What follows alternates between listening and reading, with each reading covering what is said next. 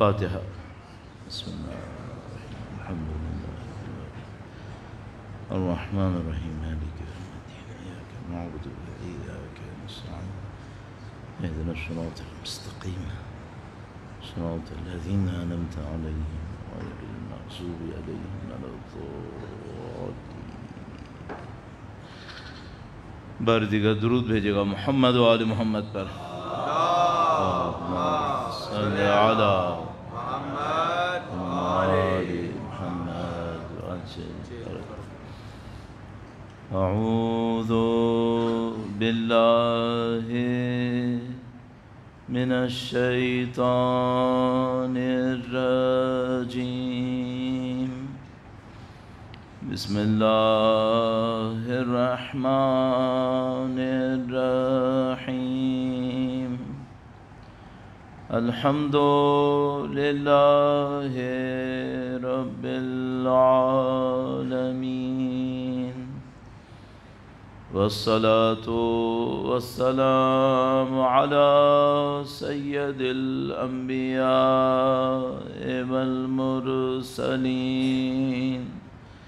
حبیب الہ العالمین ابی القاسم محمد صلی علی محمد وآل محمد وعلى آلہ الطیبین الطاہرین سیما بقیت اللہ فی الارضین. قال اللہ تعالی فی کتابہ الکریم بسم اللہ الرحمن الرحیم. ام حسبت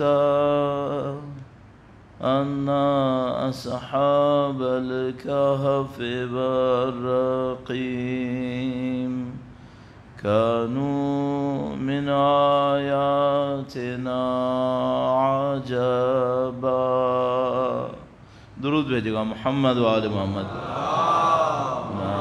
صلی علی محمد و آل محمد وعجل فرجہ. خدا متعال کا انتہائی شکر ہے، انتہائی احسان. پروردگار عالم نے کروڑوں اربوں انسانوں کو، جن کو قیامت کے دن بہت سارے حقائق پتہ چلیں گے، خدا نے آپ کو اور ہمیں اسی دنیا میں ان حقیقتوں کو سمجھنے کا موقع دیا. جو چیزیں لوگ میدان حشر میں جا کے سمجھیں گے، سید الشہداء کا کیا مقام ہے، بی بی سیدہ کا کیا مقام ہے، خدا نے آپ کو اور ہمیں توفیق دی کہ یہیں پہچان دیں. اللہ نے عزاداری سید الشہداء کے پیچھے جو عظیم الشان حقیقتیں رکھی ہیں، اس کو بہت سارے لوگ مرنے کے بعد میدان حشر میں جانے کے بعد سمجھیں گے. خدا نے آپ کو توفیق دی، ہمیں توفیق دی کہ اس کے ایک ذرے کو ہم اسی دنیا میں رہتے ہوئے سمجھنے کی کوشش کریں. اللہ کی دی ہوئی ان بے پناہ نعمتوں کا شکر بجا لانے کے لیے ان میں جو رکاوٹیں دشمنوں کی طرف سے آتی ہیں، ان تمام کے خاتمے کے لیے تمام عزاداران سید الشہداء کی سلامتی، مزید توفیقات، عزاداری کی قبولیت اور بالآخر امام عصر کی تشریف آوری کی تعجیل کے لیے درود بھیجے محمد و آل محمد. محمد آل محمد وعجل فرجہ. اس سے پہلے مولانا صاحب نے انتہائی بلیغ انداز میں بہت سارے حقائق بیان کیے، امام کی روایتیں بیان فرمائیں، اور یہ بات مختلف طریقوں سے اہل بیت اطہار علیہ السلام کی روایات کو دیکھتے ہوئے عرفاء، فقہاء، علماء بیان کرتے رہے کہ اگر کوئی انسان اپنے اندر خدا نہ کرے نعوذ باللہ کبھی اس بات کو احساس کرے کہ وہ اللہ کی بندگی نہیں کر پا رہا. کبھی ہوتا ہے انسان کے نفس کے اندر ایک موقع آتا ہے، جیسے زمینوں کے اوپر قحط آتی ہے، اسی طرح بعض اوقات انسانوں کے دلوں پہ بھی قحط آتی ہے. نہیں نماز پڑھنے کا دل چاہتا، نہیں قرآن پڑھنے کا دل چاہتا. کبھی ہوتا ہے انسان کے اوپر. تو بیان کرتے ہیں کہ اگر خدا نہ کرے نعوذ باللہ تعالیٰ کبھی ایسی حالت میں بھی کوئی آئے اور بس اتنا کر لے کہ امام کے غم پہ رو لے. آیت اللہ بہجت کا ایک جملہ مجھے یاد آتا ہے، فرماتے تھے گناہوں کے پہاڑ چند آنسوؤں سے ختم ہو سکتے ہیں. گناہوں کے پہاڑ، دل کی بے توفیقی چند آنسوؤں سے ختم ہو سکتی ہے. یہ نعمت نہیں ہے خدا تعالیٰ نے ہمیں دے دی. خدا تعالیٰ نے ادائے سید الشہداء میں مشغول کر دیا. زندگی تو گزر ہی جانی ہے، لیکن خدا تعالیٰ نے اس پاکیزگی کے ساتھ گزارنے کا موقع نصیب کیا ہے. ایک بار پھر اس نعمت کا شکر بجا لانے کے لیے، جس کے نتیجے میں خدا انشاءاللہ اضافہ فرمائے گا، درود بھیجے گا، محمد و آل محمد صلی علی محمد و آل محمد وعجل فرج. خدا تعالیٰ نے قرآن کریم میں بالکل ابتدا میں جب مومنوں کی صفت بیان کی، متقین کی صفت بیان کی، وہیں پہ خدا تعالیٰ نے بیان کیا کہ یہ وہ لوگ ہیں کہ جو غیب پر ایمان لاتے ہیں. اب اس کے اوپر مفسرین نے بہت محنت کی. یہ جو غیب پر ایمان ہے، اس کا یہ مطلب کیا ہے؟ ظاہر ہے ہم ایک طرف سے خدا تعالیٰ نے فرمایا کہ غیب کا علم تو بس خدا ہی کے پاس ہے. پھر کہیں قرآن کریم میں یہ بھی فرمایا کہ صرف اس کے پاس ہے، اور وہ جس پر وہ راضی ہو اس کو نصیب کرتا ہے. تو اس کا مطلب یہ ہے کہ غیب کوئی بہت بڑی چیز ہے، اس کا علم ہی صرف خدا کے پاس ہے، یا وہ جس پر خود راضی ہو خدا. اور ہم سے یہ کہا گیا ہے کہ تم لوگ کیا کرو؟ تم غیب پہ ایمان لاؤ. تو یہ کیا مرحلہ ہے؟ کس غیب پہ ایمان لائیں جس کا علم بھی نہیں ہے ہمارے پاس؟ اتنی بڑی کوئی چیز ہے، اتنا بڑا کوئی معاملہ ہے، تو اگر واقعاً ایسا ہو تو پھر اس چھت کے نیچے کتنے لوگ ہوں گے جو غیب پہ ایمان لائے ہوں گے؟ کتنے لوگوں کے پاس ہوگا؟ تو میرا ذہن اس میں کسی موقع کے اوپر بہت الجھ گیا کہ یہ غیب ہے کیا؟ پھر ایک اور معاملہ بھی ہے، وہ یہ کہ ہم بہت ساری دینی باتوں کو قبول کرتے ہیں، زندگی پہ اثر کب آئے گا؟ زندگی پہ اثر کیسے آئے گا؟ مثال آپ کی خدمت میں بہت واضح عرض کرتا ہوں، درود بھیجے گا، محمد و آل محمد صلی علی محمد و آل محمد وعجل فرجہ. اب کوئی مسلمان ہو تو کیا کوئی شک ہے کہ قرآن کریم کی اہمیت ہے؟ ظاہر مسلمان ہوگا ہی وہ جو پہلے نبی کے اس معجزے کو پہچانے گا، نبی کے اس معجزے پر ایمان لائے گا، تو اللہ کی نبی کی نبوت کو قبول کرے گا. یہیں سے معاملہ شروع ہوگا، چونکہ ہم لوگ اللہ کے نبی کے دور میں نہیں تھے کہ ہم نے اللہ کے نبی کے حکم پر ایک بہت بڑے درخت کو ہلتے دیکھا ہو، ہم نہیں تھے وہاں. لیکن جو اللہ کے نبی کا معجزہ ہم نے اپنی آنکھوں سے دیکھا ہے وہ قرآن کریم ہے. یہ قرآن کریم ہے، ہمارے ہاتھ میں معجزہ ہے. اب ایک سوال ہے میرے پاس، اس معجزے کا ہماری زندگی پر اثر کہاں ہے؟ وہ اثر ہونا کیا چاہیے؟ اب ایک اثر بہت سادہ سا یہ ہے کہ بھئی آپ کہیں جا رہے ہیں، آپ کو کوئی احساس ہوا کہ بھئی کوئی میرے اوپر نہیں معلوم جادو کر رہا ہے، فتنہ کر رہا ہے، ٹونا کر رہا ہے، آپ نے معوذتین پڑھنا شروع کر دیا، بس یہ قرآن کا اثر ہے یا کچھ اور ہے؟ وہ جو اور ہے وہ کیا ہے؟ وہ اثر میں اپنے اندر کیسے لاؤں؟ یہ ایک بہت سادہ سی مثال ہے جس میں ہمیں سمجھ میں آتا ہے، اور آپ اور میں جانتے ہیں کہ اس معاملے کے اندر، اس پہلی مثال کے اندر ہم لوگ بہت سارے لوگ اسی مشکل میں مبتلا ہوں گے کہ نہیں معلوم قرآن کا وہ اثر ہم پر ہے کیا. اور میرے خیال میں بہت سارے لوگوں نے جستجو بھی شاید نہ کی ہو زندگی کے اندر. تو میں اپنے آپ سے سوال کرتا ہوں، غیب پہ ایمان لانا ایمان کا جز ہے یا نہیں ہے؟ پہلے صفحے میں لکھا ہے یؤمنون بالغیب. اس غیب پر ایمان کا میری زندگی پر اثر کیا ہے؟ کہاں ڈھونڈوں اس کا اثر؟ تو میں کوشش یہ کروں گا، توفیق خدا متعال کی طرف سے حاصل رہی، انشاءاللہ سید الشہداء نظر لطف فرمائے، انشاءاللہ آپ بھی دعا کیجیے گا کوشش یہ کریں گے کہ یہ جو اس طرح کا معاملہ ہے اس کو اپنی زندگی میں ڈھونڈنے کی کوشش کریں، یہ ہم پر کیسے اثر ڈالے گا اور اس کا اثر ہماری زندگی کی کن کن چیزوں پر ہوگا۔ اب آج میں شروع کرنے کی کوشش کرتا ہوں، اللہ مالک ہے انشاءاللہ چند دن ہمارے پاس ہیں، اس کو بیان کریں گے اور میں آپ کی خدمت میں اس لیے عرض کروں گا تاکہ خود سیکھوں، اور جو زندگی میں کچھ ایام باقی رہ گئے ہیں اس پہ عمل کرنے کی کوشش کروں انشاءاللہ تعالی، اور آپ سے بھی یہی درخواست التجا کروں گا۔ درود بھیجے گا محمد و آل محمد، صلی علی محمد آل محمد عاجل فرج۔ یہ میں ذہن میں سوال کب سے آنا شروع ہوا، تھوڑا سا بیک گراؤنڈ عرض کر دیتا ہوں، دیر تو کافی ہو گئی، یعنی تقریباً 8:30 بجے ہمیں شروع کرنا چاہیے تھا اور 9:30 بجے تک ظاہر ہے آپ لوگوں نے گھر چلے جانا چاہیے تھا، لیکن پھر بیچ میں تھوڑا سا ہماری فلائٹ آتے آتے بھی دیر ہوئی، گھر یعنی یہاں پہنچتے پہنچتے پھر پتہ چلا کہ ایک مجلس بیچ میں آ رہی ہے، تو وہ ظاہر ہے کہ پھر وہ ہوئی۔ اب آپ میں سے کچھ لوگوں کو نے پروگرام بنایا ہوگا کہ بھائی 9:30 بجے ہمیں یہاں سے نکل جانا ہے۔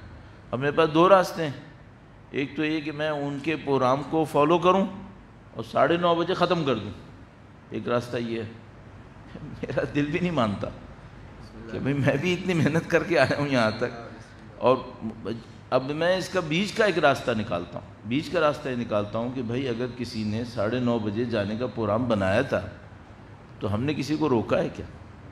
نہیں روکا تو نہیں ہے، جو 9:30 بجے جانا چاہتا ہے وہ بہت سکون سے چلا جائے، باقی یہ ہے کہ ریکارڈنگ تو ہو رہی ہوگی وہ بعد میں دیکھ لے، اگر کوئی پوائنٹ مس بھی ہوگا تو وہ دیکھ لے، اور جو لوگ بیٹھ سکتے ہیں وہ بیٹھ جائیں گے۔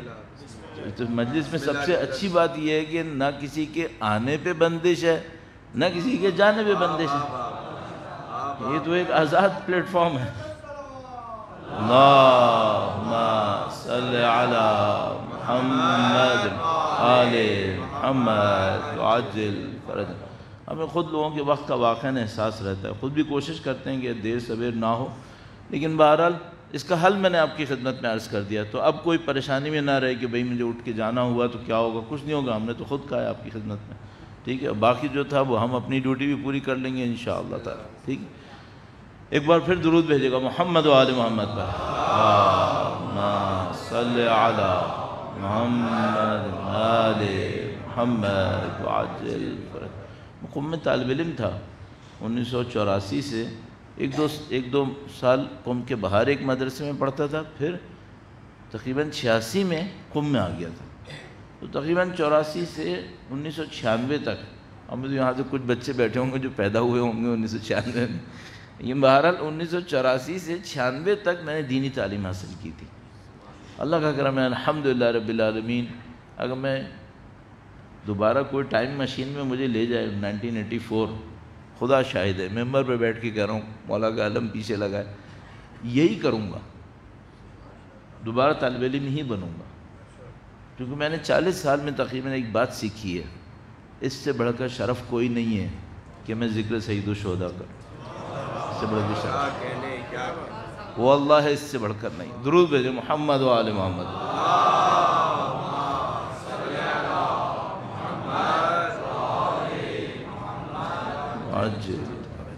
تو میں طالب علم تھا اور ہوں الحمدللہ رب العالمین، اللہ کا احسان۔ تقریباً 1994 کے قریب میرے ذہن میں ایک بات آئی، یہ کہ بھائی میں 10 سال سے دین سیکھ رہا ہوں، اس پہ عمل کیسے کروں؟ جب عمل کرنے میں مسئلہ کیا ہے؟ عمل تو کر رہے تھے، نماز پڑھ رہے ہیں، قرآن پڑھ رہے ہیں، دعائیں پڑھ رہے ہیں، تو میں نے دیکھا کہ ہمارے دین کا بہت بڑا حصہ عبادتیں ہیں، لیکن عبادتوں کا بھی کہیں پہ اثر ہے، عبادتیں بھی صرف عبادتوں کے لیے نہیں ہیں، عبادتیں بھی کہیں اور پہنچانے کے لیے ہیں، وہ جو پہنچانے کے لیے وہ کیا ہے؟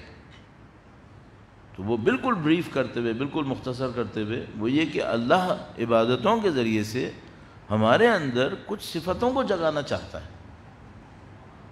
عبادت اگر وہ صفت نہ لائے، اس کا مطلب ہے عبادت ادا تو ہو گئی ہے، قبول نہیں ہوئی۔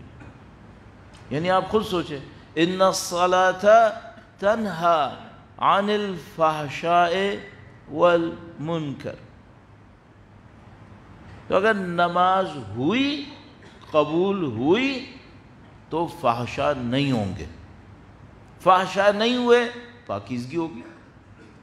منکر نہیں ہوں گے، اس کا مطلب ہے معروف ہوگا. تو ایسا ہو سکتا ہے کہ نماز قبول ہو پھر بھی فحشاء ہو؟ یہ تو نہیں ہوگا. اچھا، اب وہ جو فحشاء نعوذ باللہ ہوں کسی کے اندر، وہ نماز کے دوران ہوں گے؟ نماز کے دوران کون فحشاء کرے گا؟ وہ جو منکر خدا نہ کرے کسی کے اندر ہوئے، مسجد کے اندر، نماز کے اندر ہوں گے؟ نہیں. بس نماز آپ مسجد میں پڑھیں گے، فحشاء کا مقابلہ باہر ہوگا. نماز آپ مصلی پہ پڑھیں گے، منکر سے حفاظت آپ کی بزنس میں ہوگی، جاب پہ ہوگی. صحیح ہے؟ اس کا مطلب کیا ہے؟ اس کا مطلب ہے عبادت واجب ہے، آپ عبادت کریں گے، اس کا ایک ثواب ملے گا. یہ نشانی کہ عبادت قبول ہوئی یا نہیں ہوئی، آپ کے اندر کوئی صفت بنے گی. وہ صفت بن گئی تو پھر یہ عبادت قبول ہو گئی. صحیح ہے؟ اچھا، اب فرض کریں میرے ساتھ ایک کام ہو گیا، وہ یہ کہ میں مدرسے میں رہ رہا ہوں، میں قم میں رہ رہا ہوں، میں نمازیں پڑھے جا رہا ہوں، فحشاء کا کوئی چانس ہی نہیں ہے. اب مجھے کیسے پتا چلے کہ میں فحشاء سے بچا یا نہیں بچا؟ میں مدرسے میں رہ رہا ہوں، ظاہری طور پر منکرات کا کوئی چانس ہی نہیں ہے. بھائی میں قم میں بیٹھ کر کیا کوئی رشوت لوں گا؟ نعوذ باللہ تعالیٰ. اب میں طالب علم ہوں، میرا اسکالرشپ لگا ہوا ہے، میں بزنس نہیں کرتا، جاب نہیں کرتا، رشوت کہاں سے لوں گا؟ اب میں رشوت نہیں لے رہا ہوں اور میں کیا کہہ رہا ہوں؟ الحمدللہ میں راشی نہیں ہوں، کیونکہ جگہ ہی نہیں ہے. کیسے پتہ چلے گا کہ راشی نہیں ہے؟ جگہ ہی نہیں ہے. تو میں صلاۃ پڑھ رہا ہوں، منکر و فحشاء سے محفوظ ہوں، کیونکہ ابھی مدرسے میں پڑھ رہا ہوں، گنجائش ہی نہیں ہے. تو اچانک میرے ذہن میں یہ آیا کہ بھائی یہ تو میں 10 سال سے دین پڑھ رہا ہوں اور میں سمجھ رہا ہوں کہ میں سیکھ رہا ہوں، سیکھ بھی رہا ہوں یا نہیں سیکھ رہا ہوں. اب مثلاً کیا ہوگا؟ مثلاً ہم سے کہا گیا بھائی آپ توکل کرو. صحیح ہے، توکل کر لیتے. ایسی کوئی سختی میں آیا کہ توکل ٹیسٹ ہوگا؟ میں طالب علم ہوں، مدرسے میں پڑھ رہا ہوں، قم میں رہ رہا ہوں، نہ کوئی دشمن للکارتا ہے یہاں پہ، نہ کوئی مصیبت ایسی آتی ہے کہ میں دیکھوں میں نے توکل کیا یا نہیں کیا. 4 دفعہ مثلا کوئی تھوڑی بہت مالی سختی میں آ گئے تو وہ بے بسی میں اور کرتا بھی کیا صبر کے علاوہ. تو اس کو میں کہوں کہ میں توکل کر رہا تھا، کیا پتہ توکل کر رہا تھا یا نہیں کر رہا تھا. تو مجھے اچانک ایک بات سمجھ میں آئی کہ بھائی ہم دین سیکھے جا رہے ہیں اور ہم یہ سمجھ رہے ہیں کہ ہم مومن پرہیزگار ہیں، متقی ہیں مثلا، لیکن یہ ٹیسٹ نہیں ہو رہا ہے. اب کوئی ایسا کام کروں کہ دین میں کچھ سمجھ میں تو آئے کہ کر کیا رہا ہوں میں.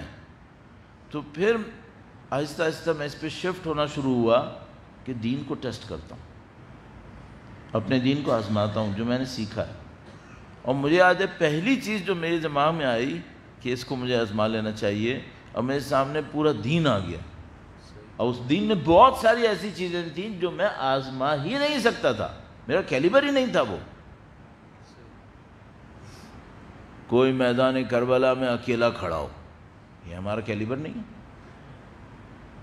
ہمارے پہ کوئی مقام ہی نہیں ہے، مجال ہی نہیں ہے کوئی، اس کو تو نہیں آزما سکتا میں. تو پھر میرے ذہن میں آیا وہاں سے شروع کروں جو بالکل لائف کا حصہ ہے، یہاں سے شروع کروں، وہاں سے شروع کروں اور پھر آہستہ آہستہ بڑھاؤں کہ میں دین سیکھا تھا اس کا کیا ہوا. پھر آہستہ آہستہ شاید خدا ایسے موقع لے کر آئے جس سے مجھے سمجھ میں آئے کہ بھائی دین اثر کر رہا ہے یا نہیں کر رہا ہے. تو میں نے کہا اس سے مجھے 2 فائدے ہوں گے. ایک تو یہ کہ یہ مجھے سمجھ میں آ جائے گا کہ 10 سال میں نے وقت لگایا، اس میں نے دین سیکھا یا نہیں سیکھا. دوسری بات یہ کہ پھر جب میں کسی کو بتاؤں گا کہ میرے دین نے میرے اوپر یہ اثر ڈالا تو میں نے تجربہ کیا ہوا ہوگا. لفظ نہیں بولوں گا، عمل سے ایک تجربہ ہو چکا ہوگا، پھر بات سمجھ میں آتی. اگر میں آپ کو ایک نسخہ دوں کہ اگر آپ پریشان ہوں تو اس نسخے پہ عمل کریں، اور کسی دن آپ مجھے پریشان دیکھیں تو آپ مجھ سے کیا کہیں گے؟ مولانا وہ نسخہ کہاں گیا؟ اور پھر میں آپ سے کہوں کہ وہ تو میں نے آپ سے عرض کیا تھا، میں تو خود کسی اور سے پوچھنے جا رہا ہوں کہ کروں کیا، تو پھر آپ کے خیال میں اس نسخے کی کوئی قیمت رہے گی؟ آپ کہیں گے بھائی اگر اس کو یقین ہوتا تو یہ خود نہ عمل کر چکا ہوتا اس کے اوپر۔ تو یہاں سے مجھے سمجھ میں آیا بھائی دین معذرت کے ساتھ ہم کیوں نہیں پھیلا پا رہے؟ اس لیے نہیں پھیلا پا رہے کیونکہ جو دین ہم لوگوں کو دینا چاہ رہے ہیں شاید وہ ہمارے اندر ابھی اندر محکم نہیں ہوا ہے، زبان پہ ہے۔ اور ایک بات مجھے سمجھ میں آئی ہے، دین زبان سے نہیں پھیلتا ہے، دین قلب سے پھیلتا ہے۔ کونوا دعاۃ للناس بغیر السنتکم، تم لوگوں کے درمیان مبلغ بن جاؤ اپنی زبان کے بغیر۔ اس کا مطلب کیا ہے؟ اس کا مطلب ہے دین زبان سے نہیں پھیلتا، دین لہجوں سے نہیں پھیلتا، دین تقریروں سے نہیں پھیلتا، دین خطابت سے جس معنی میں ہم لوگ کہتے ہیں اس سے نہیں پھیلتا۔ دین کس سے پھیلتا؟ دین پرہیزگاری سے پھیلتا۔ آپ نے شاید تجربہ کیا ہو اور شاید نہ کیا ہو، آج کے ماحول میں گم ہونے کی وجہ سے ہم لوگوں کے اجداد میں یہ بہت تھا کہ کوئی شخص پرہیزگار ہوتا تھا، نہ وہ مولوی ہوتا تھا، نہ وہ خطیب ہوتا تھا، نہ وہ اہل منبر ہوتا تھا، نہ حتیٰ نوحہ خان، مرثیہ خان، سوز خان، سلام خان ہوتا تھا، لیکن دین پھیلاتا تھا۔ دین پھیلاتا تھا۔ کیسے دین پھیلاتا تھا؟ صبح شام کی زندگی اس کی دین پھیلاتی تھی، لوگ اسے دیکھتے تھے اور لوگوں کو خدا یاد آتا تھا۔ دین ایسے پھیلتا ہے، جو مجھے سمجھ میں آیا۔ اب اس کو دیکھتے ہوئے میں نے پہلا تجربہ کہاں سے شروع کیا؟ پہلے عرض کر چکا ہوں، تھوڑا سا تفصیل سے میں نے عرض کر دیا ہے، اس کو دوبارہ عرض کرتا ہوں۔ درود بھیجے گا محمد و آل محمد پر، صلی علی آل محمد وعجل فرجہم۔ سب سے پہلے میں نے تجربہ کیا وہ ایک عظیم الشان عبادت پہ کیا، جس کا وقت تو کم تھا لیکن اس کی فضیلت بہت زیادہ تھی۔ سوچو کوئی ایک عبادت ہو جس میں وقت لگے 1 منٹ اور ثواب ہو 1000 رکعت نافلہ سے زیادہ۔ وہ وہی جو آپ کے ہاتھ میں ہے، بی بی کی تسبیح۔ 1 منٹ لگے گا آپ کو اگر آپ نے ہلکے ہلکے پڑھا، ورنہ میں بہت دفعہ عرض کر چکا ہوں لوگ 15 سے 20 سیکنڈ لگاتے ہیں۔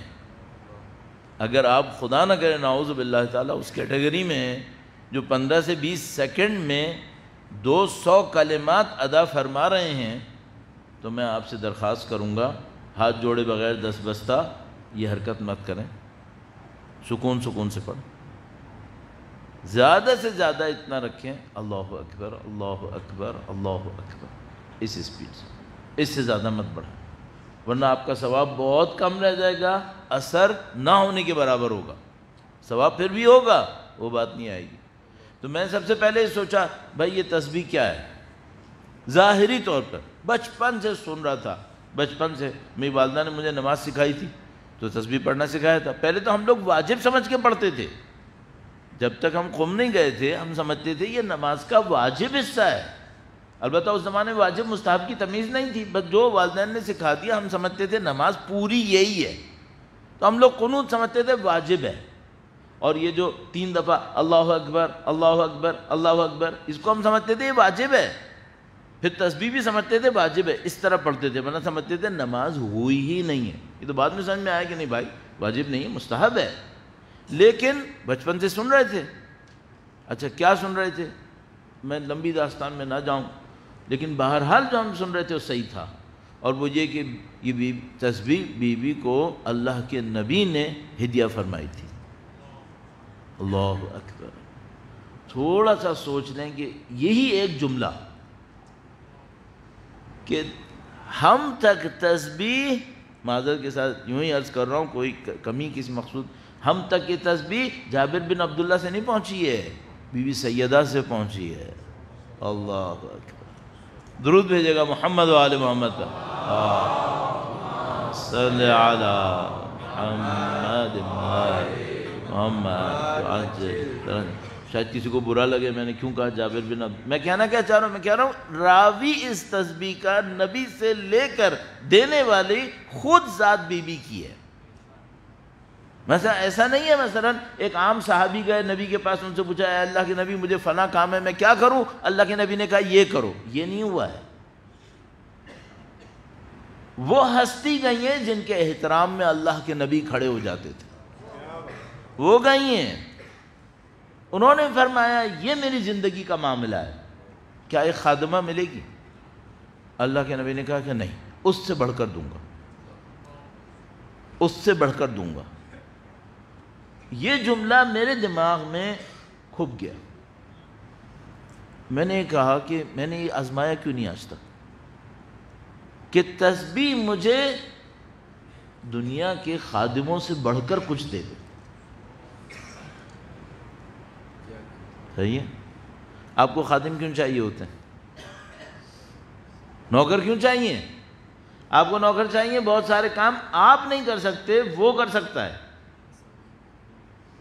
اللہ کے نبی فرما رہے ہیں نہیں میں تمہیں ایک ایسی چیز دوں گا تمہیں ان کی کوئی ضرورت نہیں رہے گی، کسی ایسی، اب جب اتنی بڑی نعمت مل گئی ہے تو میں اپنے آپ کو محروم کیوں کروں؟ تو میں کم سے کم کام سے لے کر زیادہ سے زیادہ کام تک جاؤں اس تسبیح کے ذریعے سے۔ میں نے کہاں سے شروع کیا؟ معذرت چاہتا ہوں کہ کسی کو یہ کہانی تکلیف دہ لگ رہی ہو، اور اس میں یعنی اسٹارٹنگ پوائنٹ اتنا اچھا نہیں ہے، میں معذرت چاہتا ہوں۔ شروع میں نے کہاں سے کیا؟ میں نے کہا بھائی سب سے کم اثر کسی خادم کا کیا ہوتا ہے؟ یہ ہوتا ہے کہ مثلا میں تھک گیا، میں کام کروں گا تو اور تھک جاؤں گا، تو ایک خادم آئے کوئی کام کر دے تاکہ میں نہ تھکوں۔ تو میں نے کہا چلو مجھے ایک بات سمجھ میں آ گئی، جس دن میں اپنی جسم میں ایسی تھکاوٹ دیکھوں کہ مجھے لگے اب میں کچھ نہیں کر سکتا، تو میں تسبیح پڑھ کے دیکھوں گا کہ فریش ہوا یا نہیں ہوا۔ کم سے کم تو یہاں سے تو شروع ہو، روح پہ کیا اثر پڑے گا اگلا مرحلہ یہاں سے۔ اللہ شاہد ہے میں نے یہاں سے شروع کیا۔ جب میں تھک کے، جس کو ہم لوگ عرف میں اپنی کہتے ہیں کٹ جاتا تھا، میں کہتا تھا اب وقت آیا تسبیح پڑھنے کا، اب وقت آیا تسبیح پڑھنے کا۔ اب دیکھتا ہوں تسبیح سے مجھے سکون ملا یا نہیں ملا۔ آج بھی ایسے ہی ہوا، آج بھی ایسے ہی ہوا۔ کل الحمدللہ 20-22 گھنٹے کا سفر کر کے میں افریقہ سے واپس پہنچا تھا۔ کل کے جو کام کاج تھے وہ نپٹائے، آج صبح سے نکلا ہوا تھا، اس جگہ پہ اس جگہ پہ ایک ڈرامے کو جھیل رہا ہوں، دشمنوں کی طرف سے ایک کارروائی ہوئی ہے، خبر آپ کو شام تک، رات تک، کل تک مل جائے گی۔ اس کو جھیلتا رہا، پھر فلائٹ میں بیٹھا، پھر یہاں پہ اترا، ایئرپورٹ سے یہاں تک آتے آتے 1.25 گھنٹہ لگا، تھک کے کٹ گیا۔ اب مجلس بھی پڑھنی تھی۔ اللہ اکبر، یا رسول اللہ، یا سبحان اللہ، اللہ صلی علی محمد آل محمد وعجل برکتہ۔ میں کہا یہ وقت آیا تسبیح پڑھنے کا، جب میں دماغ پہ اس کا ٹینشن بھی ہے جو ہوا، تھکاوٹ کا ٹینشن بھی ہے، مجلس کا ٹینشن بھی ہے، اور طبیعت بھی تھوڑی خراب، اب صحیح وقت ہے، اب تسبیح پڑھ کے دیکھتا ہوں کیا ہوتا ہے۔ الحمدللہ، الحمدللہ۔ دین آزمائیں، دین آزمائیں، اس دین کی طاقت پہ آپ کا جو یقین بڑھے گا وہ آپ کو اور پتہ نہیں کس منزل پہ لے جائے گا۔ دین کو آزمائیں، پھر جب آپ مطمئن ہو جائیں گے نا، ہاں اس نے اثر کیا، ہاں پھر دیکھیے گا، پھر آپ کو حوصلہ ملے گا۔ الحمدللہ رب العالمین۔ دیکھیں ہم سب لوگ یہاں پہ موجود ہیں، الحمدللہ رب العالمین. جو بچے ہیں ابھی عمر میں کم ہیں، شاید ان کو ابھی وہ موقع بعد میں ملے گا، لیکن ہم میں سے بہت لوگ ہیں جنہوں نے اپنی زندگی میں بڑی بڑی مشکلات مولا ابو الفضل کے نام پہ ختم کروائی ہیں. ہے یا نہیں ہے؟ ہے، ہم نے کروائی ہیں. اب کوئی دشمن ہم سے کہے عزاداری سے ہٹو، ہٹ سکتے ہیں؟ ہم زندگی گزار چکے. بلکہ میں ایک جملہ عرض کروں، ایک زندگی نہیں 1400 سال گزار چکے ہیں. ہم نے علم کی طاقت نہیں سمجھی، ہم نے کربلا کے بین الحرمین کو نہیں سمجھا. ہم نے نہیں سمجھا تو کس قوم نے سمجھا ہے پھر؟ 1400 سال بعد اب تشیع اپنے جوانی میں داخل ہو رہی، جب سب بڑھاپے میں جا کے مر چکے ہیں. الحمدللہ اب طاقت ظاہر ہو رہی ہے آہستہ آہستہ. تو عزیزان محترم، دین کو آزمائیں، دین کے اوپر طاقت پہ توجہ دیں. تو میں جو کام کرنے کی کوشش کروں گا ان چند دنوں کے اندر، وہ یہ عرض کرنے کی کوشش کروں گا کہ جو دین میں ہے ایک ظاہر ہے اس کی تعلیمات میں، اور تعلیمات کا ایک حصہ وہ ہے جو ظاہر کے پیچھے جو زندگی چھپی ہوئی ہے اس کو ریفلیکٹ کر رہا ہے. بس دین کی تعلیمات کے دو حصے ہیں.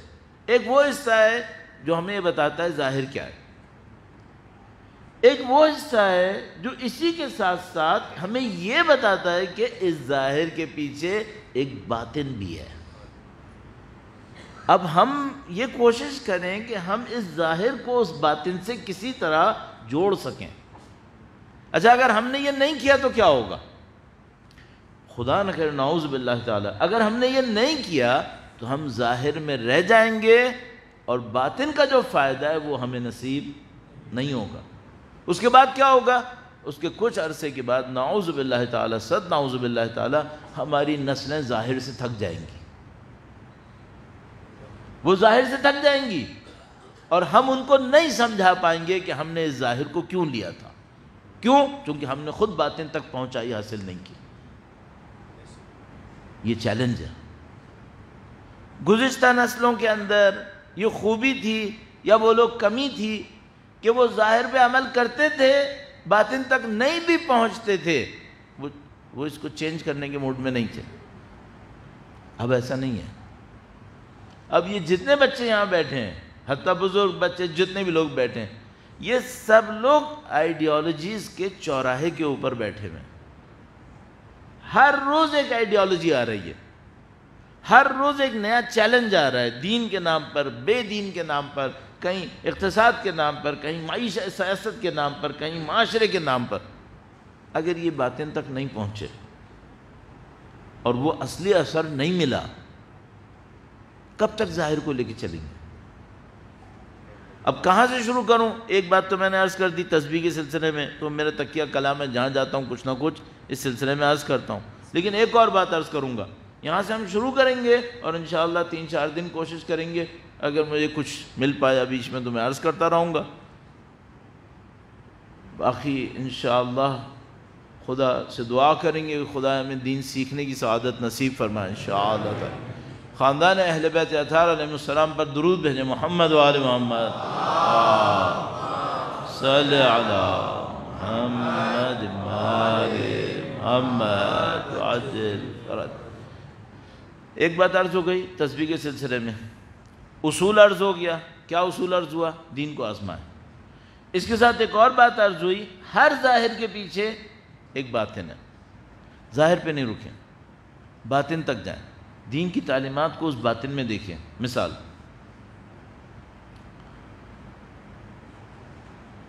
دنیا کی کوئی بھی نعمت ملے، اچھا بولنے والے جنرلائزیشن کے ماہر ہوتے ہیں، ساری دنیا میں ایک دم کہہ دیتے ہیں یہ سوچے بغیر کہ بھئی ساری دنیا بہت بڑی ہوتی ہے. مثلا کوئی آپ کے ہاں پاکستان میں ایک پل بنا ہوا دیکھے تو وہ کھٹ سے کہہ دے گا ایشیا کا سب سے بڑا پل ہے. اچھا تمہیں پتہ ہے ایشیا میں کون کون سے ملک کتنے پل بنے؟ نہیں. تو پھر جنرلائزیشن کیوں کی؟ یوں ہی بولنے کی. اب میں نے کیا کر دیا؟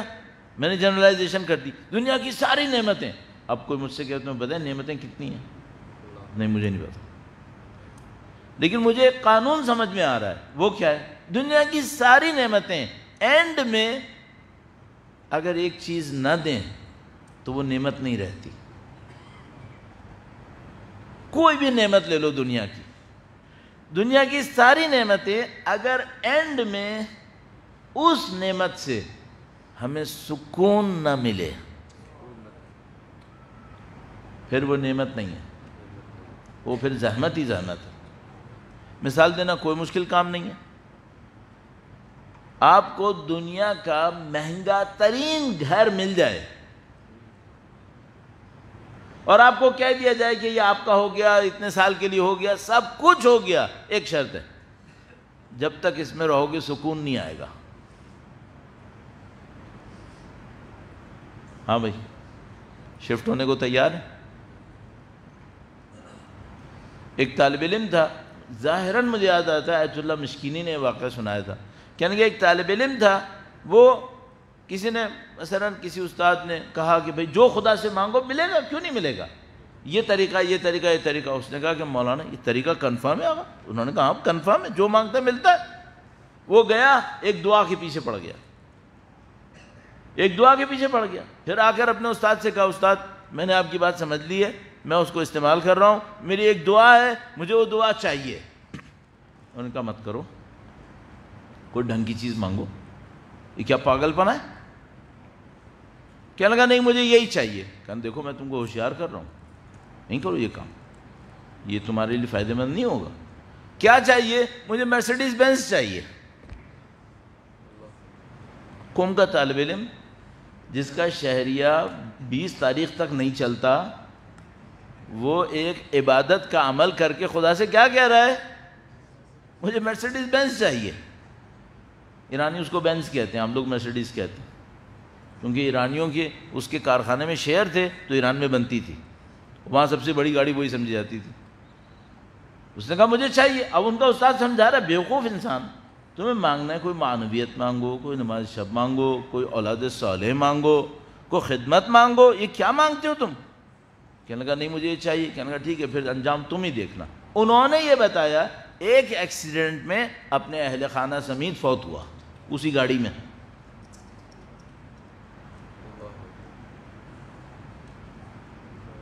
ہاں بھائی مرسیڈیز بینز چاہیے؟ کس احمق کو چاہیے؟ دنیا کی جتنی بھی نعمتیں چاہیے ہوتی ہیں کس لیے چاہیے ہوتی ہیں؟ مثلا ممکن ہے ابھی میں تو سکون کہا نا، ممکن ہے یہاں پہ وہ بچہ بیٹھا ہو کہنے لگا مولانا سکون نہیں، مجھے مزہ چاہیے. مزے کے پیچھے کیا ملتا ہے؟ سیٹسفیکشن. اس سیٹسفیکشن کو ہم اردو میں کہتے ہیں سکون. آپ اسے کچھ اور کہہ لو، اطمینان بول لو. ہر مزے کے بعد کیا ملتا ہے؟ ایک سکون آتا ہے، یہ ہو گیا الحمدللہ. البتہ کچھ مزے ایسے ہوتے ہیں جو دور سے دیکھنے میں پہاڑ لگتے ہیں، جب انسان لے لیتا کہتا ہے لو بھائی اس کے بعد بھی سکون نہیں ملا. یقین مانو دنیا کی تقریباً، اب میں احتیاط کر رہا ہوں، تقریباً کہہ رہا ہوں، تقریباً ساری نعمتوں کے ساتھ یہی ہوتا ہے. دور سے دیکھتے ہو لگتا ہے یہ اگر مل گئی نا او ہو، اور جب مل جاتی ہے تو انسان کہتا ہے یہ تھا جس کے لیے میں نے یہ سر مارا تھا. اور اس میں آج کے زمانے میں سر فہرست یہ جو سب گرین کارڈ کے پیچھے بھاگ رہے ہو نا، ویزوں کے پیچھے اور نیشنلٹیز کے پیچھے بھاگ رہے ہو، یقین مانو ایک موقع پہ پچھتاؤ گے. یہ نہیں کہو گے کہ یہ تھا، نہیں کہو گے یہ کیا بلا تھی، یہ کہو گے.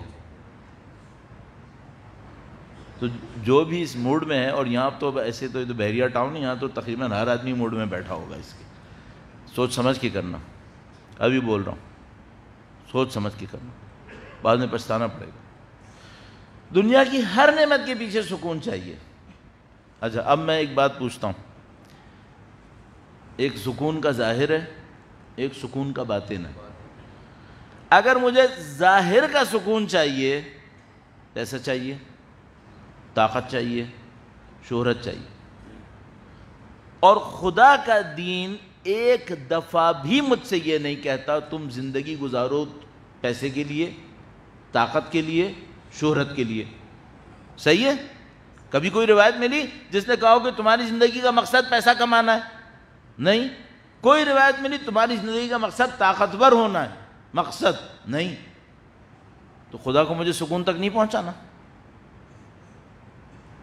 اس کا مطلب کیا ہے؟ اس کا مطلب کہہ رہا ہے خدا کے ظاہر سکون دولت، طاقت اور شہرت سے ہے، لیکن میں تمہیں ایک ایسا سکون بتاؤں گا جو اس کے بغیر بھی ہے۔ اب میں خدا سے پوچھتا ہوں، خدایا کون سا سکون ڈیوریبل ہے؟ کون سے سکون میں ڈیپتھ ہے؟ کون سے سکون میں پائیداری ہے؟ دولت، طاقت، شہرت، یا وہ جو اللہ کی دین کی طرف سے آئے گا؟ اب آپ خود جانتے ہو میں کیا جواب دوں آپ کی طرف سے۔ ظاہر ہے کہ جو خدا کی دین کی طرف سے آئے گا۔ کیوں؟ یہ جو دنیا کے سکون ہوں گے ان سب کے پیچھے ایک مشکل لگی ہوئی ہے، لیکن جو خدا کے سکون حاصل کرنے کا راستہ ہے وہ اتنا بڑا کارنامہ کرتا ہے کہ ابو ذر غریب کو صاحب زر بناتا ہے۔ ابو ذر جس کے پاس زر ہے ہی نہیں اس کو بناتا ہے صاحب زر۔ صحیح ہے؟ یہ کہیں اور سے سکون لاتا ہے۔ یہ سکون کہاں سے لاتا ہے؟ اگر آپ کو اور مجھے یہ چیزیں سمجھ میں آ جائے نا کہ ظاہر کے پیچھے باطن کیا ہے، البتہ ظاہر ہے کوشش کریں خدا سمجھائے گا، تو ہم لوگ ایسے فارمولاز تک پہنچ جائیں گے انشاءاللہ جن کی خاطر ہمیں اپنے آپ کو دنیا میں ملوث ہونے کا مطلب ایسے تو مشغول ہونا ہے، لیکن ملوث میں عربی کا مطلب ہوتا ہے گندا کرنا۔ لوس یعنی گندگی، بے لوس یعنی کسی بری نیت کے بغیر، بے لوس۔ تو ملوث ہونے کا مطلب کیا ہوتا ہے؟ گندگی میں اپنے آپ کو ڈالنا۔ تو اگر ہمیں یہ پتہ چل جائے کہ خدا جو ہمیں سکون دینے والا ہے وہ کیسے دینے والا ہے، تو ہمیں گندگی دنیا کے اندر اس کے لوس میں اپنے آپ کو ملوث نہیں کرنا ہوگا، پھر بھی سکون ملے گا، پھر بھی سکون ملے گا۔ صحیح؟ اس فارمولے کو تھوڑا سا ٹچ کرتے ہوئے آج یہیں بھی اختتام پذیر کرتے ہیں۔ درود بھیجے گا محمد و آل محمد پر۔ صلی علی محمد۔ آج دنیا کے ہر فارمولے میں، پھر میں نے جنرلائزیشن کر دیا لیکن یہ صحیح ہے، دنیا کے ہر فارمولے میں لینا ہوتا ہے۔ اللہ کے تقریباً تمام فارمولوں میں لینا ہوتا ہے۔ یہ سب سے بڑا فرق ہے۔ لینے میں یہ چانس ہے کہ حق لیاؤ یا باطل لیاؤ، دینے میں یہ چانس تقریباً ختم ہے کہ باطل دیاؤ، حق ہی دے گا۔ اب مجھے سکون چاہیے تو سکون کہاں سے دوں؟ اگر دنیا میں ہوا تو دولت لینی ہے، شہرت لینی ہے، طاقت لینی ہے، اور کسی کو محروم کرنا ہے۔ دیکھ لو دنیا میں 2% کے پاس جو ویلتھ ہے وہ تقریباً 80% کے پاس نہیں ہے۔ 2% کے پاس، ان 2% کے پاس 80% لوگوں کے برابر یا اس سے زیادہ پیسہ ہے جنہوں نے سب کا لیا ہے نا بالآخر۔ یہ ہوتا ہے۔ اچھا، شہرت 24 کروڑ انسانوں کی ایک آبادی کے اندر اگر کوئی مشہور ہوا ہے تو کتنے مشہور ہوں گے؟ 24 کروڑ؟ کچھ، باقی نہیں ہوں گے۔ تو وہ حسرت سے دیکھتے رہیں گے یہ سیلیبریٹی بن گیا ہے اور میں ابھی تک۔ اس کا مطلب ہے دنیا کے ہر فارمولے میں مجھے لینا ہے بلکہ چھیننا ہے، اور کسی کو محرومیت کا احساس دینا ہے۔ پیسہ لوں گا، اس کی جیب خالی کروں گا، نہیں بھی میں نے جان بوجھ کے خالی کیا ہو نا تب بھی وہ بیچارہ کوڑتا رہے گا، اس کے پاس یہ گاڑی ہے، میرے پاس دیکھو کیا ہے۔ شہرت لوں گا اور وہ کہے گا لو بھائی یہ سیلیبریٹی دیکھو۔ طاقت لوں گا تو کہے گا واہ بھائی اس کے بعد دیکھو ذرا۔ کسی کو مجھے احساس دلانا ہے کہ تیرے پاس نہیں ہے۔ خدا کے فارمولہ کیا کرتا ہے؟ خدا کا فارمولہ کہتا ہے دو تم، تمہیں میں دوں گا، تمہیں میں دوں گا۔ اب مجھے کس سے لینا ہے؟ یا اللہ، اس کے خزانے میں دینے پہ کمی آتی ہے؟ اگر میں لوں تو کوئی اور محروم ہوگا؟ نہیں۔ کھرے عرض پہ سارے لوگوں کو سب کچھ دے دے، اس کے خزانے قدرت میں کوئی کمی نہیں آئے گی۔ یہ کتنا اچھا گیم ہے جس میں آپ کو گولڈ میڈل لینے کے لیے سب کو میڈل دینا ہوتا ہے، نہ کہ گولڈ میڈل ایک آدمی لے گا باقی سب دیکھیں گے اس کو گولڈ میڈل ملا ہے۔ اس گیم میں کیوں نہیں آتے لوگ؟ اس گیم میں کیوں نہیں آتے؟ یقین نہیں ہے، یقین نہیں ہے۔ ہمیں دین یہ کہہ رہا ہے تمہیں سکون چاہیے، خداوند متعال فرماتا ہے مجھ پہ اعتماد کرو، مجھ پہ اعتماد کرو، میری خاطر دو، پھر دیکھو تمہیں سکون ملے گا یا نہیں ملے گا۔ اب لوگ ڈرگز سے سکون لینا چاہتے ہیں، کیوں؟ دولت، طاقت، شہرت کا گیم ختم ہو گیا ان کے لیے، وہ لے کے تھک چکے ہیں، ان کو اس میں نہیں ملا سکون۔ مہنگی مہنگی ڈرگز جو ہمارے اور آپ کے سال سال کے خرچے کے برابر ہوگی، رات میں پھونک دیتے ہیں، کس لیے؟ سکون چاہیے۔ تو جو اتنی تم نے دولت کمائی تھی، بلینر تھے تمہیں اتنی شہرت ملی تھی، کروڑوں لوگ تمہیں جانتے تھے، تو وہ کہتے ہیں صحیح ہے، ختم ہو جاتا ہے، اس کا فائدہ نہیں ہوتا، آخر میں ڈرگز سے مرتے ہیں۔ ایک ایک دن میں 300 لوگ امریکہ میں اس کے اوور ڈوز سے مر رہے ہیں، مہنگی مہنگی، اتنی مہنگی، میں نے عرض کیا میں جیسے آدمی کو تو سال بھر کا خرچہ وہ ایک رات میں پیتا ہے۔ صحیح ہے، اس کا مطلب یہ فارمولے کا ناکام ہونا بالکل کلیئر ہے، اور آپ اور میں وہ ہیں جس کے پاس صحیح فارمولہ ہے، اس کو یقین نہیں ہے، اس کو یقین نہیں۔ اب ہمیں دیکھنا ہے یقین کیسے لانا۔ تھوڑا سا میں نے عرض کر دیا تسبیح والی مثال سے کہ یقین ایسے لانا، اس کا خلاصہ کیا ہوا؟ آخری جملہ، کسی کو سکون دے کے دیکھو، کسی کو سکون دو اور پھر دیکھو کہ آپ کو سکون ملا یا نہیں ملا۔ ہاں، آسان ترین راستہ ہی۔ کسی کو عزت دو، عزت دو، سکون دو، خوشی دو، ہاں، پھر خدا پہ چھوڑو۔ میری طرح یہاں بیٹھ کے نہیں بولنا ورنہ ضائع ہو جائے گا۔ ہم لوگ بول دیتے ہیں، باقی اللہ مالک ہے کہ بچے گا نہیں بچے گا، لیکن بولنے پہ ضائع ہوتا ہے۔ تو آپ اور میں کیا کریں؟ میرا جیسا آدمی کیا کرے جس کو بولنا بھی ہے، کچھ بولے اور کچھ نہ بولے۔ شب جمعہ تو نہیں ہے آج، شعر پڑھنا مکروہ نہیں ہے۔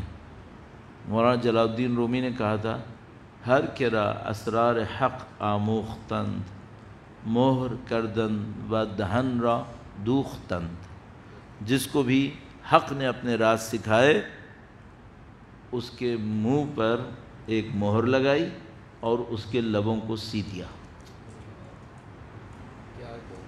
اس لیے یہ آیت اللہ بہجت جیسے لوگ خاموشی سے مرتے ہیں، یہ لوگ اس لیے خاموشی سے مرتے ہیں، یہ ہماری طرح چلا چلا کے نہیں مرتے، یہ لوگ خاموشی سے مرتے ہیں۔ ہر کھرا اسرار حق آموختن، مہر کردن و دہن را دوختن، سی دیا۔ ان کے پیچھے سینکڑوں ہیں جو آغا بہجت کی جیسی شہرت کے 10% پہ بھی نہیں پہنچے اور اپنے ہونٹوں کو سلے سلے دنیا سے رخصت ہوئے، لیکن ابھی بھی اثر دے رہے،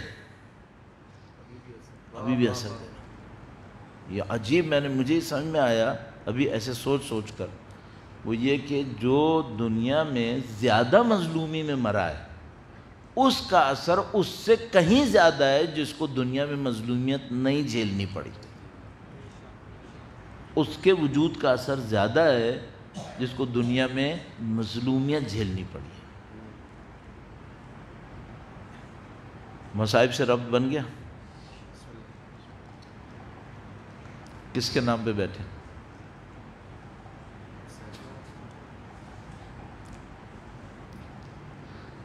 جس کو کفن بھی نہیں ملا اس کے نام پہ بیٹھے. کیوں روئے؟ اللہ اکبر، یہ کیسی دنیا ہے. آج جس کے روضے پہ 6 کروڑ آتے ہیں، کل وہ اپنے شیرخوار کو لیے کھڑا تھا. اللہ، آج اس کے ماننے والے 70 کلومیٹر پر دنیا کی ہر چیز لے کے کھڑے ہوتے ہیں کہ کوئی حسین کا ماننے والا یہاں سے گزرے تو ہم اس کو دیں. اور کل امام مظلوم کے بچے ایک شہر سے دوسرے شہر جاتے تھے، یا پانی مانگتے تھے یا چادر مانگتے تھے، اور دینے والا کوئی نہیں تھا. یہ دنیا کیسی دنیا ہے. اللہ اکبر. انسان ہر کام کرنے کے بعد، مثلا اپنی زندگی میں کوئی مجاہد ہو، دین کے لیے شمشیر چلائی ہو، سب کچھ کرنے کے بعد اپنے آپ سے مثلا پوچھتا ہے تم نے شمشیر چلا لی؟ کہتے ہیں کوئی مسئلہ نہیں ہے، میں نے شمشیر چلا لی، لیکن میں آپ زیادہ سخت مسائل تو مجھے آتے ہی نہیں ہیں. سارے مسائل جھیلنے کے بعد انسان جب اس کے بیوی بچوں پہ بات آتی ہے نا تو پیچھے ہٹ جاتا ہے.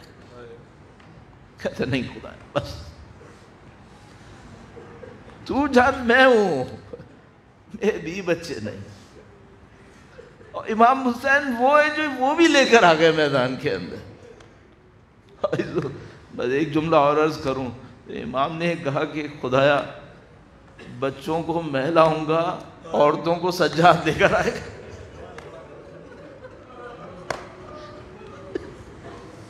اگر مولا سید سجاد کا منصب کسی کو دیکھنا ہے، میرا خیال ہے جو اس کی جگہ ہوگی وہ بازار شام ہوگی. اللہ اکبر. پتہ نہیں کیوں میں خود شاید جرأت بھی کرنا چاہتا ہوں، پتہ نہیں کیوں اپنے اوپر اتنا زور ڈالتا ہوں کہ بازاروں کے مصاحف پڑھوں، وہ اللہ نہیں پڑھ پاتا. زیادہ زیادہ میں اپنے ذہن میں سوچتا ہوں تو مجھے شرم آنے لگتی ہے. بی بی سیدہ کی اولاد بازاروں میں، مولا علی کی اولاد طیبہ و طاہرہ بازاروں کے اندر. ہمارے ذہنوں میں ایک عظمت ہے ان اہل بیت اطہار علیہ السلام کی. اس عظمت کے ساتھ یہ جملے کیسے انسان ادا کرے. آخری جملہ عرض کروں گا. جب شام غریبہ میں بی بی زینب سلام اللہ علیہا امام حسین کی یتیمہ تک پہنچی، اور یتیمہ نے جیسے ہی بے ہوشی سے آنکھ کھولی کہا اے بھوپی اماں کیا کوئی چادر ملے گی؟ میرے سر پہ چادر نہیں ہے. بھوپی نے کیا کہا؟ بھوپی نے کہا اموں کے مثلوگ تیری بھوپی بھی تیری طرح ہے. یہاں شام غریبہ شروع ہوئی ہے، اب کوفہ جانا ہے، کوفے کے بازاروں میں جانا ہے، درباروں میں جانا ہے. ابھی تو ہم مر جاتے ہیں نا، ہم نہیں دیکھ پاتے، لیکن بس مجھے اتنا پتا ہے یہ جو 18 سر نیزوں پہ لگے تھے یہ دیکھ رہے تھے.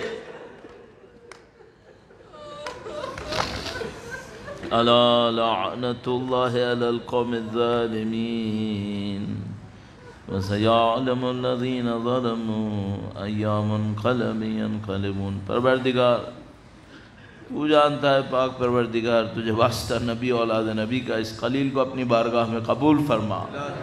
خداوندہ تو یہاں پہ موجود لوگوں کی مشکلات کو جانتا ہے، مسائل کو جانتا ہے. تجھے مولا باب الحوائج کا واسطہ ان مشکلات کو اپنے در سے میں تمام مشکلات کو حل فرما. اے پاک پروردگار تجھے واسطہ نبی اولاد نبی کا، ان کے مصائب کا واسطہ خدایا ہمیں ان کے نقش قدم پر چلنے کی سعادت نصیب فرما. قیامت تک ہماری تمام نسلوں کو اہل بیت کے جانثاروں وفاداروں میں قرار فرما. ان کے چاہنے والے دنیا میں جہاں کہیں بھی ہیں ان کی جان مال عزت و آبرو کی حفاظت فرما. خدایا وقت کے امام کے ظہور مبارک میں تعجیل فرما، ان کی نصرت کی سعادت اس راہ میں شہادت نصیب فرما۔ ربنا تقبل منا انك انت السميع العليم وتب علينا انك انت التواب الرحيم بجاه نبيك وعترته الطاهرين۔